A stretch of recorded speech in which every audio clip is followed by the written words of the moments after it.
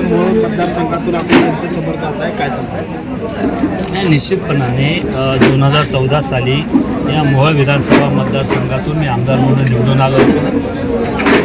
त्यावेळेला आमदार म्हणून मी मागेल त्याला पाणी, मागेल त्याला रस्ते अशा पद्धतीच्या लोकांच्या उपयोगाच्या योजना स्वखर्चातून राबवल्या. लोकांच्या अडीअडचणींना आपण त्यावेळेला पुढे जाऊन मदत केली आणि मला अभिमान आहे की मोहोळ विधानसभा मतदारसंघातल्या लोकांनी त्याची जाणीव ठेवली आणि आजही लोक ते केलेलं काम विसरत नाही. हा जो प्रचार आहे, या प्रचाराच्या माध्यमातून ती जी कामं केली त्या कामाची उजळणी आणि त्या कामाचं पुन्हा लोकांना आठवण करून देण्याचा हा प्रयत्न आहे. मोहोळ मतदारसंघात आता फिरत असताना आपण कमीत कमी 2 ते 3 वेळा शरद पवारांची भेट घेतली.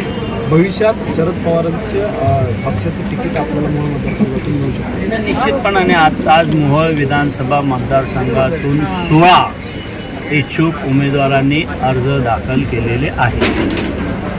या 16 इच्छुक उमेदवारांच्या मुलाखती मंगळवारी 8 तारखेला 3 ते 4 वाजता निसर्ग कार्यालय पुणे या ठिकाणी आहे. तर हे जसे 16 जणांनी उमेदवारी अर्ज दाखल केला तसा मीही उमेदवारी अर्ज दाखल केला. राष्ट्रवादीच्या स्थापनेपासून आतापर्यंत या पक्षामध्ये मी सक्रियपणाने काम करत राहिलो. या पक्षाने मला 2004 साली लहुजी साळवे आयोगाचं सदस्यपद दिलं, 2008ला आयोगाचं अध्यक्ष केलं, 2012ला अण्णाभाऊ साठे महामंडळाचं अध्यक्ष केलं, 14ला आमदार केलं.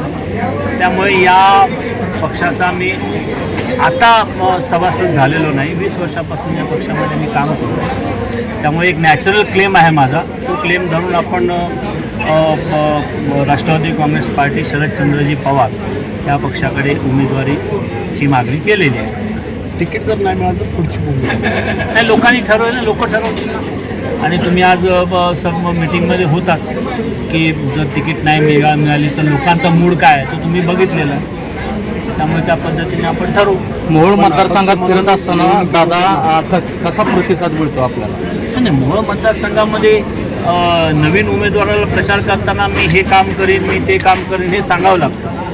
परंतु आज 2014 साली मी जे आमदार म्हणून काम केलं आहे, त्यामुळे रमेश कदम हा चेहरा मोहोळ विधानसभा मतदारसंघातल्या गावांसाठी नवीन नाही, तिथल्या मतदारांसाठी नवीन नाही. त्यांना माहीत आहे हा माणूस काम करतो, ह्याने काम केले, मागेल त्याला पाणी दिले, मागेल त्याला रस्ते दिले. त्यामुळे ती जाणीव, ते काम घेऊन मी लोकांसमोर जातो. चांगला प्रतिसाद. 2014 रमेश कदम हे सिंगम आमदार म्हणून ओळखले जात होते.